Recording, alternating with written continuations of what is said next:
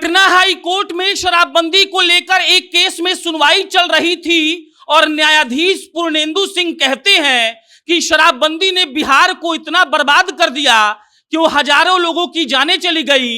और उसके बाद जज साहब ने कहा कि 2016 के पहले गांजा और चरस के अवैध तस्करी का मामला बहुत कम आता था, लेकिन जैसे ही शराबबंदी लागू की गई गांजा और तस्करी का मामला बढ़ गया। जज साहब यही नहीं रुकते हैं, जज साहब ने यह भी कहा कि बिहार में शराबबंदी को ठीक तरीके से लागू नहीं किया गया है। और उसके बाद सरकार पर आरोप मढ़ते हुए जज साहब कहते हैं कि जैसे ही शराबबंदी हुई तैसे ही अपराध बढ़ गया। उन्होंने कहा कि बच्चे अब गांजा और चरस का सेवन करने लगे हैं। उन्होंने कहा कि वो लोग वाहन चोरी करते हैं। उन्होंने कहा कि वो अवैध शराब बना रहे हैं और वो अवैध शराब इतना नकली है कि लोगों का मौत हो जा रहा है उसको पीने के बाद। आप समझिएगा इस बात को। नीतीश कुमार जिस बात को लेकर डंका पीटते रहते हैं कि हमने एक ऐसा तुर्रम खान वाला फैसला लिया जिससे बिहार बदल गया, आज उसी तुर्रम खान वाले फैसले का मरम्मत कर रहे हैं हाई कोर्ट के जज साहब, और जज साहब का नाम है पूर्णेंदु सिंह। पूर्णेंदु सिंह एक केस की सुनवाई कर रहे थे और उसके बाद 20 पन्नों के अपने जजमेंट में पूर्णेंदु सिंह ने वो बातें लिख दी जो बातें बिहार का बच्चा बच्चा जानता है। पूर्णेंदु सिंह लिखते हैं कि शराबबंदी ठीक तरीके से लागू नहीं हुई, इसीलिए बिहार में अपराध की घटनाएं बढ़ती जा रही हैं।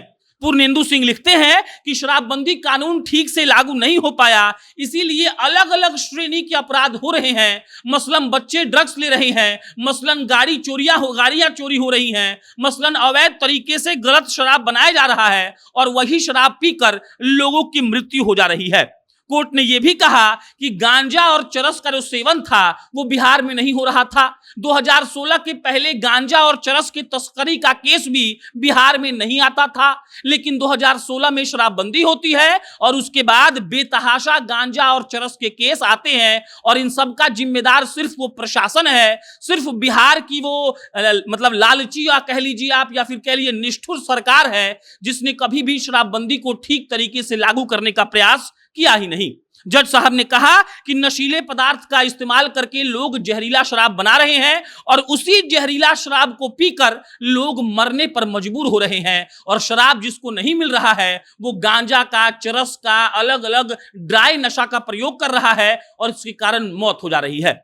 नीतीश कुमार ये सब बातें सुनेंगे तो शायद उनको ये बातें समझ में नहीं आएंगी, लेकिन आपको और हमको पता है कि अगर हम आंकड़ा निकालें तो हर साल लमसम 1000 लोग मर जाते हैं जिनका नाम पुलिस के डाटा में, पुलिस के रजिस्टर में चढ़ता ही नहीं है।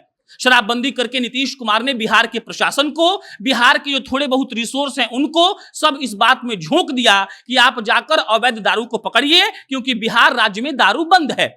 आज एक हाई कोर्ट के जज साहब नीतीश कुमार और बिहार सरकार की पोल खोल रहे हैं ये कहकर कि बिहार की सरकार ठीक से काम नहीं कर रही है। उनको इस बात से बिल्कुल भी मतलब नहीं है कि कैसे कोई काम होगा। आप समझिए इस बात को। पूर्णेंदु सिंह के बातों को, जो हाई कोर्ट के माननीय जज साहब हैं, उनके बातों को अगर आप समझेंगे तो मालूम चल जाएगा कि बिहार की सरकार कितनी निठल्ली है और उनको इस विषय में काम करने का मन करता ही नहीं है। बाकी कई बेगुनाह लोगों को सजा होती है। मुझे एक केस याद आ रहा है कि एक आदमी दूसरे राज्य से आ रहा था, उसके घर शादी थी, वो एक स्कॉच का बोतल लिया था और उसको पुलिस ने पकड़ लिया, वो अपने शादी में नहीं जा पाया। मुझे याद है अभी 2 दिन पहले एक घटना हाजीपुर में, जब एक एम्बुलेंस का ड्राइवर कई लोगों को ठोक देता है, उसके बाद जब लोग उसका पीछा करते हैं तो वो एम्बुलेंस का ड्राइवर नाला में कूद जाता है। पुलिस वहां पहुंचती है तो नाला में से कहता है कि हम निकलबे नहीं करेंगे, और वो दारू के नशे में धुत था। आप समझिए इस बात को। दारू बंद करके नीतीश कुमार ने एक पैरेलल इकोनॉमी खड़ी की है जिससे उनका सरकार चल रहा है, और ऐसा आरोप बहुत सारे लोगों ने लगाया है। बाकी माननीय जज साहब ने जो कहा है उस पर क्या बिहार की सरकार ध्यान देगी ये समझ से परे है, लेकिन नीतीश कुमार जी इस बात को लेकर स्पष्ट हैं कि बिहार में दारू चालू नहीं होगा। बाकी आप क्या सोचते हैं कमेंट बॉक्स में लिख के बताइए। मेरा नाम प्रशांत राय है, आप जनता जंक्शन देख रहे थे। बहुत बहुत धन्यवाद।